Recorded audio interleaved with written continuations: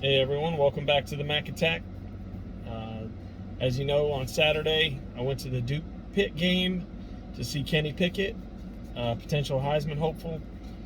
I mean, right now he's not sitting in a good position to win it necessarily, but he's still got 4 games left. We'll see what happens. His numbers are there. The thing that most critics are gonna say will prevent him from winning is the competition. But I'll tell you what, he passed the eye test for me.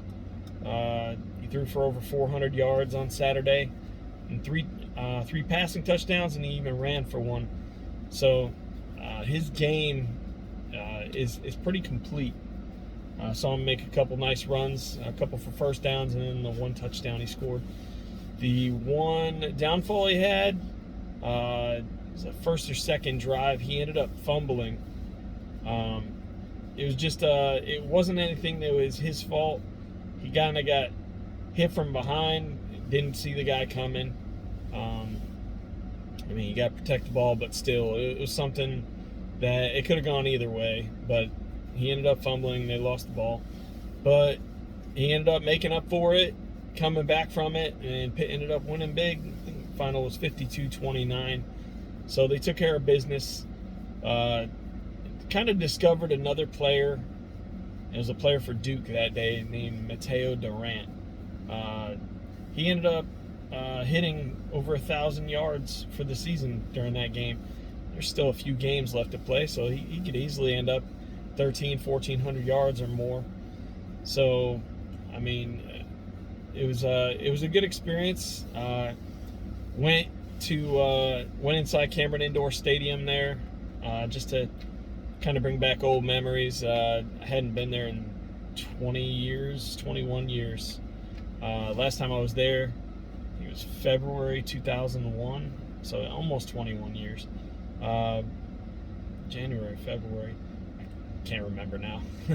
But I would see Duke and Carolina that year. I was actually in school here at in the Camp Lejeune area, Jacksonville, North Carolina. And got to go see Duke and Carolina play that year. It was fun. The year they won the national championship. So we went into Cameron Indoor. I just wanted to show my boys, hey, this is where Duke basketball plays. You know, there's a lot of history in this building. A lot of great players came through here. So my favorite college basketball player back then was Christian Laettner. So they got to see his jersey hanging up there, some pictures of him. But we could not enter the actual arena. They would only let us in that front foyer hallway area. But it was a good experience overall. So Duke's game day experience for football is not, your typical, tailgate experience. They do have some tailgaters there, but it's not like it is for, your bigger football schools. But we walked the campus for a little bit afterwards, and just reminded me a lot of West Point. I grew up in upstate New York, so as a lot of you know, and I've been to West Point many times. Got to see a lot of the architecture there. I've seen a lot of football games there too, but the buildings there at Duke kind of reminded me of West Point or a lot of the Ivy League schools up north. Stone buildings, old school architecture, and it's a real pretty campus. So my youngest son, my father-in-law asked me, hey, John, do you want to go to school here someday? He said, maybe. So, and then later on, after we were done, we were about to go home. He's like, well, I think that maybe's changed to a yes. He's only 8 years old, so I don't take that for, a definite, hey, that's where you want to go to school. But it's a good goal to have. Of course, it's going to kind of break the bank for me if he wants to go to Duke, unless he gets some scholarships. But I was glad he got to experience that at such a young age. Him and my son Cameron, both. And my son Cameron, he's a Carolina fan, so it was different for him, and he actually liked the Duke campus. The rivalry, piece of it's still there for him. I think he was kind of rooting for Duke on the inside there while we were there, but he's still a Carolina fan. So, yeah, there weren't a lot of people at the game that I noticed. I think more people were at the concession stand in the lines. My father-in-law went to get something to drink or something to eat for the boys, and it said, well, it looks like half the stadium's in the line for concession stands, and he sent me a picture, and it was crazy. So a lot of people were lined up in the line for food and stuff.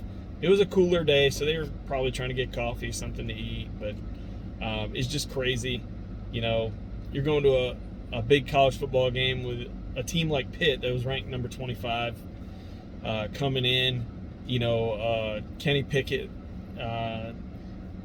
coming in. You'd think more fans would be there to see the game, and it just, I don't know. I didn't get that feeling, really. So, so I think Duke's still not quite there as far as a football program goes. David Cutcliffe has done a pretty good job there, though. They hadn't had that good of a program since Steve Spurrier coached there before he went to Florida. But Duke's still got some work to do, I think. Recruiting, of course, kind of hurts them because they can only recruit the players they can based on their grades and stuff.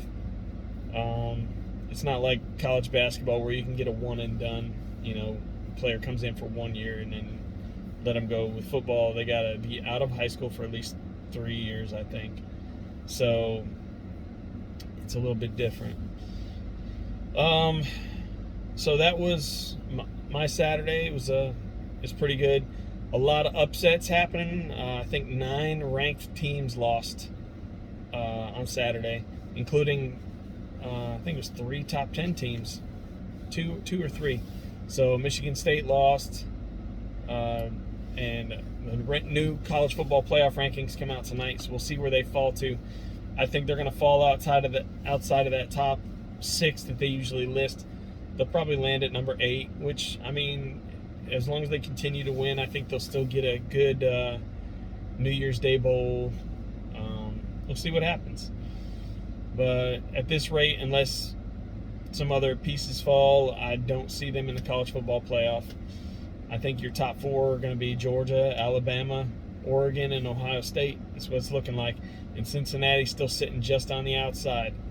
But I would not worry about that because I have a feeling Alabama's going to lose at least one more game. If it's not going to be to Auburn in the Iron Bowl, because Auburn is a tough team. They lost this last weekend to Texas A&M. But I would not take Auburn lightly. They're still a tough team.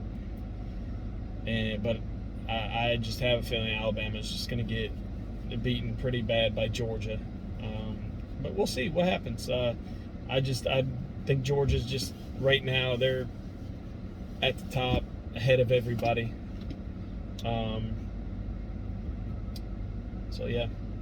I see the top 4 ending up Georgia, Oregon, Ohio State, and Cincinnati. I don't see them moving Cincinnati ahead of Oregon or Ohio State.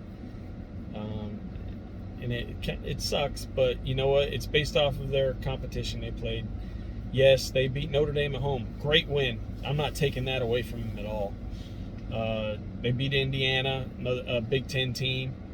But honestly, Indiana hasn't accomplished what it did last year. And then the rest of their schedule, to me, it's not enough to consider them one of them top 4 right now. But I think someone ahead of them loses, they're in. I see that happening. Cincinnati will get in as long as they take care of business.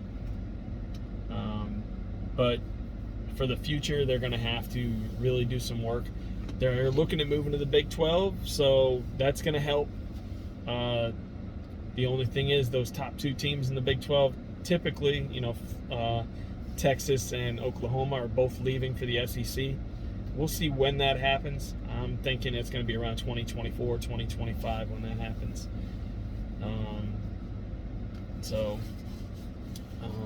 That's it. So looking forward to a big week this week. I haven't really had a chance to look at the schedules yet, but from here on out, these next 3 weeks, 3 or 4 weeks, should be big for college football. There's a lot of matchups still left that are going to determine the playoff standings and other big bowl matchups. While I'm on that subject of bowl matchups, I believe there are way too many bowl games. Now, yes, it's good for the schools that participate because they get money from these sponsors and stuff for participating in the bowl games. However, to me, it waters down college football.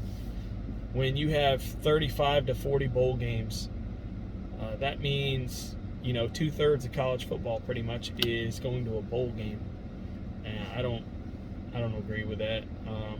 If they knocked it down to about 15 bowl games, it'd be a lot better. You get a lot better matchups. I think it'll make it more competitive. But with all these sponsors throwing money to try to get bowl games to bring in more money, it's hard to turn that down. So the FCS just works a lot different than the lower divisions in college football. They're ran mostly by sponsors, whereas the lower divisions, the NCAA regulates them a lot more. The NCAA does not have much oversight on how schedules and all that are done with the FCS or the FBS. Their oversight is more on the athletes, the coaches, when there's some kind of infraction that happens. But as far as